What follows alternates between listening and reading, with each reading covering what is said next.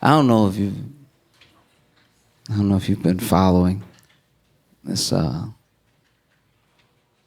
Maybe not. I just realized how white this room is. I mean, it's pop culture. You probably heard about it. I mean, I don't know if you've been watching this whole Drake and Kendrick.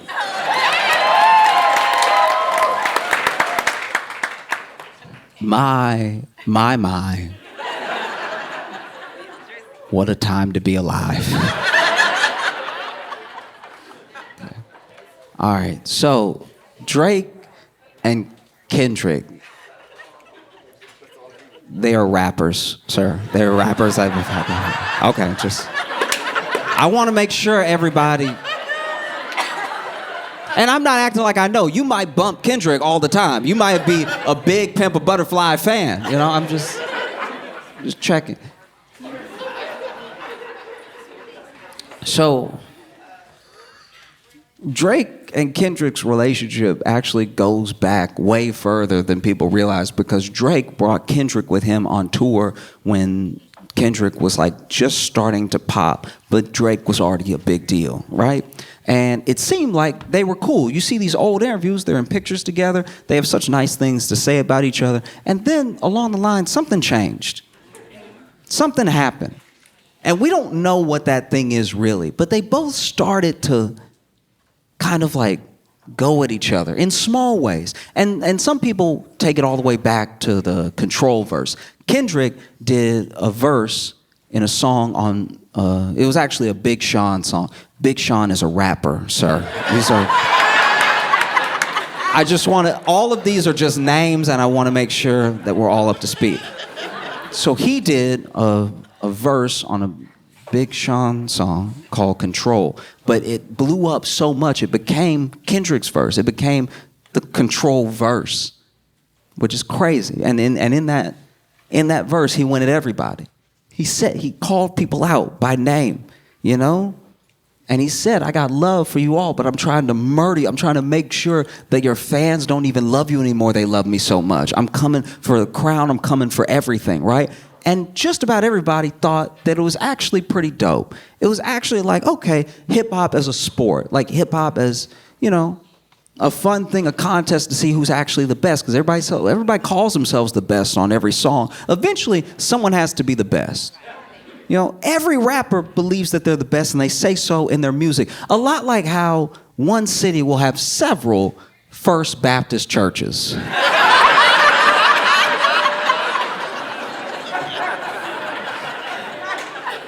When you look around, you're like, one of y'all has to actually be first, right? How can y'all even all claim to be first? This is confusing. You know? And so he releases the Control verse. Now, this is something, maybe this is where it started. It's where a lot of people say it started, but maybe it was something else. But Drake seemed to take some sort of issue with the love that Kendrick was getting for that verse, with him being called out, even though he's someone that helped, you know, Kendrick out in the beginning. But even in interviews, Kendrick explained himself. He said, like, this is a contest to see who's the best. It's all love, right? But Drake has, I'm trying to be fair. Drake has a lot of feelings, and you can tell because he has a lot of albums. And there are feelings on every one of those albums. And some people don't have several albums worth of feelings. Some people only have 4 or 5 albums worth of feelings, you know? And some people decide when to let it out, and he just lets it out on a pretty tight schedule, a pretty regimented schedule of release to let out all of his feelings, you know? And he said, he's like, I just didn't like it. It didn't feel sincere. I just didn't vibe with the whole thing, because then I saw him later and he was all nice to me. Yeah. He said in his interview it was all love, it's just a contest. And then from there they had like a weirdness. And then there's like little things. You can listen to certain songs where Drake seems to be like digging right at Kendrick, but in a way where you have to really look at it and wonder, right? Not saying his name. And then Kendrick even does a little bit of the same. But even after a little bit of this had kicked off, they still worked together one or two more times, right? Because Drake was on Good Kid, Mad City, Kendrick's album, and Kendrick was on Take Care. So there's still at least a professional relationship there to some degree, right? Fast forward a few years, and Drake's really big. And when I say really big, he's like what Bad Bunny is now, he was back then, like top in the world, right? Everybody wanted to be Drake. Everybody wanted to sing a little bit of Drake. He was #1 on Spotify. Every time he released, it was a big deal. And so some people, admittedly, were very jealous of Drake. You know, there were people who started to go at Drake a little bit. And Drake is a good writer. He may have writers that he works with. He may have... But he's also good. It's like when he's making music, everyone in the room is good. That's... I'm trying to give him his I'm trying to be objective, and y'all are trying to lean me into Wayne. But he's good, and so, you know, Meek Mill is a rapper. Sorry, Meek Mill. Because that one wasn't a name. I just want to make sure that at no point you don't think that this is like punctuation or anything. Because the names are going to get weirder as I go, right? Okay. Meek Mill came at Drake, and Drake really, truly, even if you hate Drake, Drake destroyed Meek Mill. He destroyed Meek Mill so bad that Meek Mill had to go back to jail just to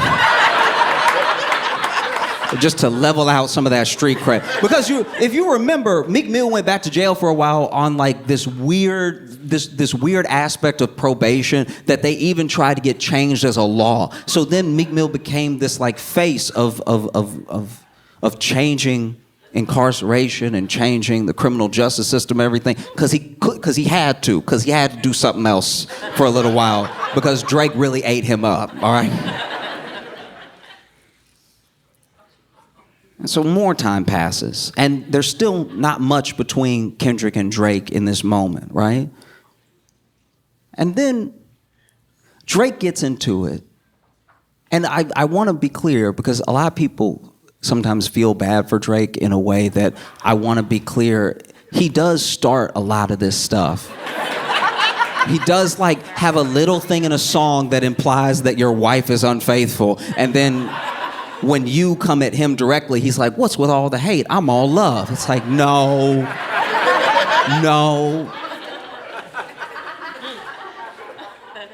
The best way I can describe it is that Drake kind of fights like a cat. And some rappers fight like dogs. And so, you know, he'll do a little paw and he'll be like, what's the issue? And so Drake went at Pusha T, which was a true mistake. This is the thing about people like Pusha T, right? You don't want to mess with anyone who's actually had a hard life. You know, like, you know, Drake grew up in Canada, grew up with, like, it's just, this is my thing. A lot of people come at Drake for, you know, they come in at a way I don't like. They come at him in this, like, colorism way where he's like, you're not really black because you're half white. I don't roll with any of that. I just truly think, but you see what I'm talking about. I'm not, y'all are trying to get me to do something I'm not doing.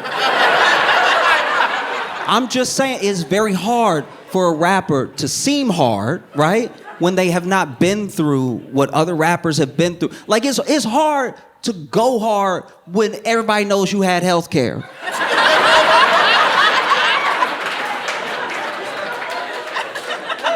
Because I'm not saying there aren't hardened criminals in Canada. I'm not saying that at all. I'm just saying that if somebody knows that anytime you were sick, you could call a doctor. It just takes a little bit of the wind out of the sails of like, I'll kill you. It's like, yeah, but if I hurt you, you go to a doctor immediately. Like, so anyway, Kendrick is still off doing his thing, releasing amazing music, but Drake gets into it with Pusha T, which was a mistake because he told Pusha T, he's like, I got more money than you, I got more women than you, I'm more famous than you'll ever be. And then Pusha T said, you have a son.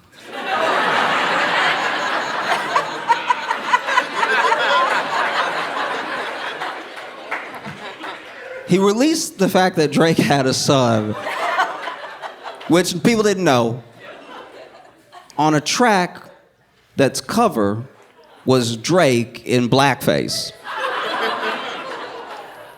Everything about what Pusha T did to Drake is why you don't get involved with people like Pusha T. You're like, you know, a part of me felt bad for Drake. Drake was probably like John at the mouth and everything and didn't know he'd do research. It's like, you know, Drake is sitting there like, guys, I thought we were rhyming. I thought we were making music. What is this? And so anyway, now Drake perceivably takes care of his son. And, you know, whatever. And so fast forward some more, and you would think that Drake could sort of learn his lesson of like, man, I shouldn't throw stones when I might have a lot of kids.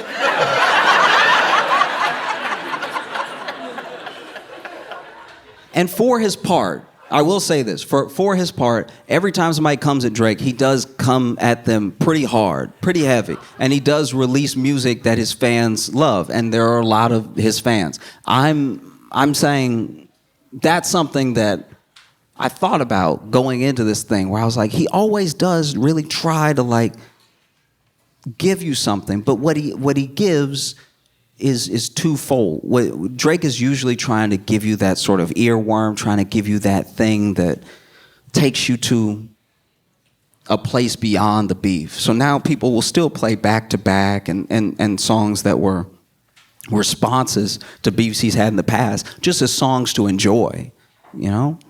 And so this year, Drake and J.Cole started, you know, they started doing appearances together. Like J.Cole would pop up at Drake's concert. And J.Cole is also someone who I genuinely believe is one of the most talented, phenomenal, musically inclined artists that I've encountered. I really enjoy his music. I don't know him as a person, and I think he's amazing, right? So he is on a couple of Drake songs after they appeared together last year, and it made me listen to those songs. I was like, oh, J. Cole, okay, you know, because I admittedly I hadn't listened to Drake in a long time because I only have a certain amount of feelings. I feel like I got pretty far. I feel like I listened to several albums, and then at a certain point, I was like, I feel grown, like. You know? And anyway, they do a song together, and then they do a song called First Person Shooter. And in First Person Shooter, they're going back and forth about how great the era is and how great they are. And First Person Shooter is a fantastic song, right? And then J. Cole in the song says, you'll forgive me if I'm getting it wrong, but he says, maybe something like we're the top top two, three, okay. And then he was like, is it Kendrick, is it Aubrey, or me? Because we're the big three, like we started the league. But right now I feel like Muhammad Ali, right? And I guess Kendrick heard that and took it as a personal affront. I wouldn't have felt that. Like if two people were like, man, we're the best ever, and Josh is great too, and I wasn't even there, I would be like, oh, thanks. But I'm not built like Kendrick, you know. And so then later we would also find out that apparently Drake tried to get Kendrick on that track. So he knew it was coming up and he didn't want any part of it. And then I guess he hated that he was mentioned. So then Metro Boomin and Future are rappers that... Because that could have been a label name. I'm not making fun of you at all. I'm just making sure everybody is up to speed. And you're right in front of me. That's all that's happening, right?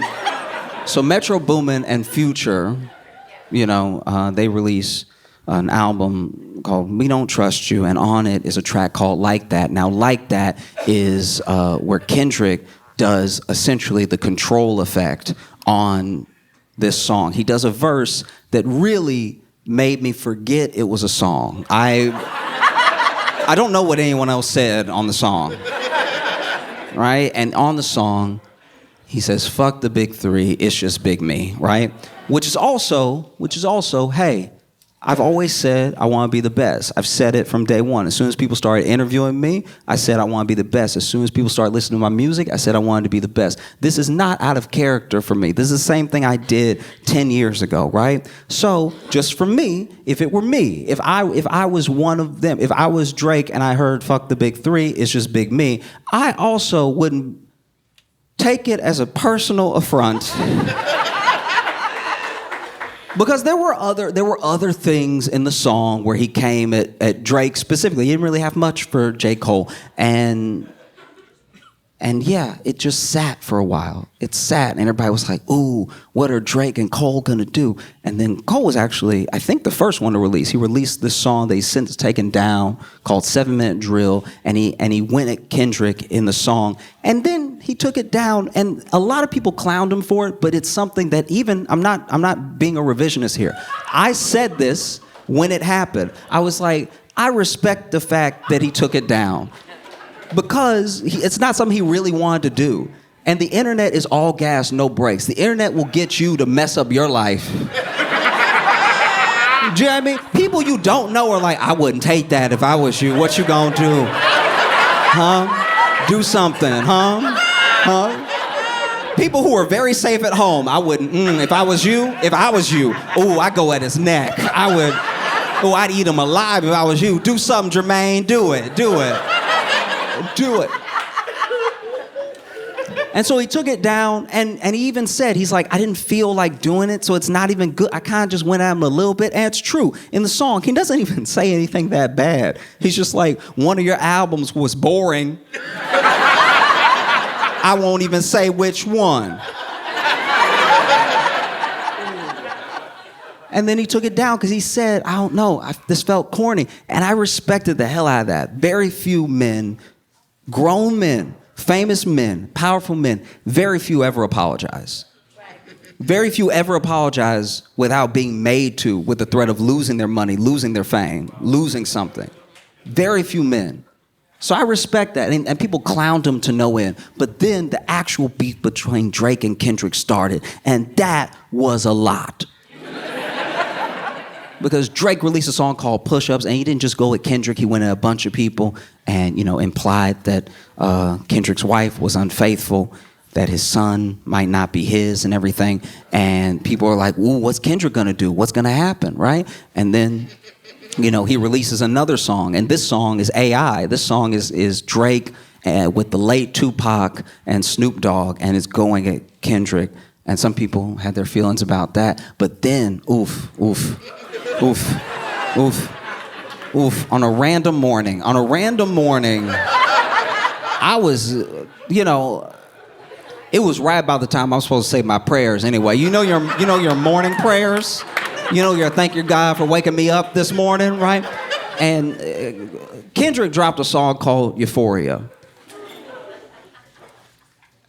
And I think when it happened, a lot of people, including me, was like, oh, this is an actual rap beef now in the way that we had in the 90s. These dudes do not like each other. And Kendrick says he hates him in the song. He says, I hate you. He said it a lot. He said, I hate you a lot. He did artistically, but he was like, ooh, I hate you. Ooh. Ooh, I hate you. Ooh, right? And, woof. It was a lot, right? And then And then, Drake released, actually, no, Kendrick released one. He released so many, I actually lost count. So then he released a song that I didn't even get to fully digest because he released, and then Drake released his response. And this was like what Drake had been waiting for. This was like all these, in my opinion, all these years of like, I was nice to you, and then you came at everybody, including me, and all I'm doing is writing my feelings down in albums and making money. And I just want to be number one. I just want to be the best with feelings. I want to be the best. And so he just took everything that he had, and he put it in a song called Family Matters, right? And 20 minutes later,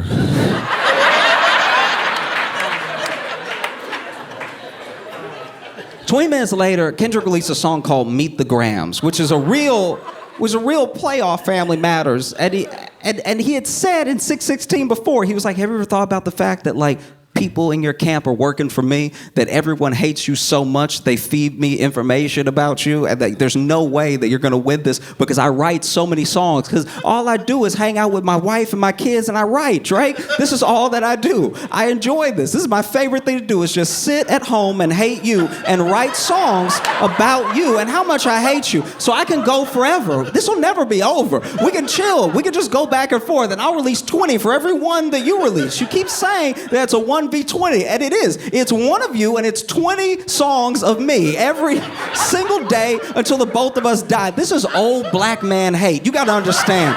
This doesn't happen. This doesn't happen with people under 60 almost ever. This is old. This is old. We knew each other during the civil rights movement hate that he brought to this battle. And Drake was like, guys, I thought we were rhyming.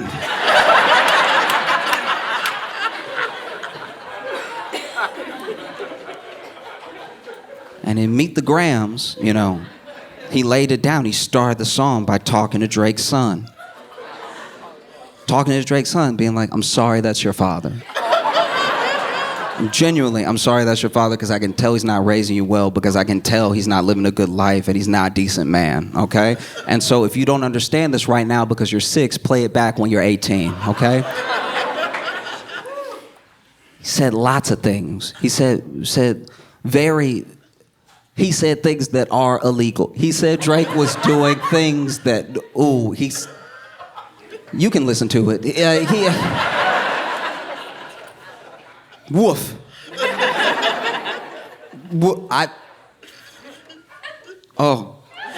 He even had this effect in the song. At the end of the song, when he's like, you lied, he called him a liar several times, and he's like, you lied. I was like, oh, that's too much. And he tells him about himself. He talks to his son, he talks to his dad, he talks to his mom, and then he talks to him directly, right? He also talks to, potentially, a daughter that Drake is not taking care of. Which I was listening to it, I was like, not again. I feel like once they find the first kid, you gotta just get all the kids. You gotta just have a whole Graham family, just so you know where everybody is. And people go back and forth. Does he have a daughter? Does he not have a daughter? Some people think they've even found the daughter, everything like that. And I don't know. It's really bad. It's so bad. And honestly, I never wanted it to get to a bad place. This is something, I'll talk about this more in the future and everything, but I have a deep love, but a strange relationship with hip hop, because if everything is in music, it's all good. It's when things leave music that things get bad, And so as much as I joke about Drake and I like Kendrick and I've liked some of Drake's songs, I don't actually want them to do anything to each other. You know what I mean? Now, if what Kendrick is saying about Drake is true, we should lock Drake up. We should lock Drake up. And if what Drake is saying about Kendrick is true, we should lock Kendrick up, all right? Because, it's a rap battle, two dudes that hate each other. Maybe they're lying, who knows? But I'm just saying, this thing, I didn't want to see anything bad happen to either one of them. But when Meet the Grams got released, I don't know what Drake thinks, and I don't know what his life is like, especially right now. But I think back to those battles and those beefs in the 90s, and I wonder if Drake wasn't like, I'd like to be shot, please. Like if you could just plug me one time and then we can smooth the thing over. Because then, as if Meet the Grams wasn't enough, Kendrick released a song called Not Like Us, which is the catchiest way to call somebody a I've ever heard in my life. You be dancing to it forgetting what the song is about. Like, you know. And then Drake released The Heart Part 6. And I think that's when he lost. I think, because in The Heart Part 6, he's like, this was all part of my plan. We fed you information about me for you to say, so everything that you said is wrong. And don't you feel dumb now that I tricked you? And it just kind of felt like, you know, like what a kid, okay, you know, like when you play rock, paper, scissors, and you do rock. And the other kid does scissors, and they're like, no, actually, these are lasers. Ba-pow, ba-pow, ba-pow, ba-pow.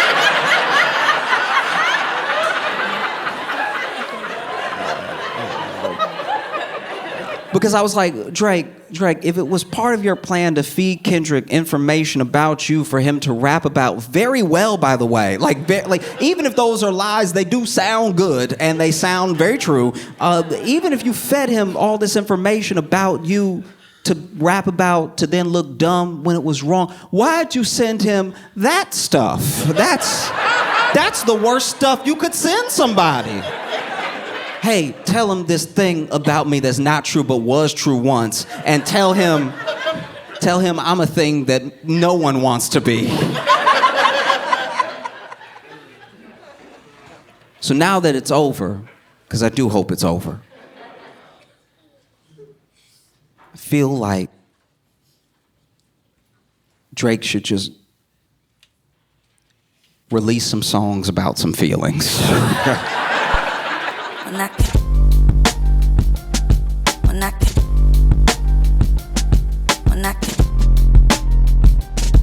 Mira,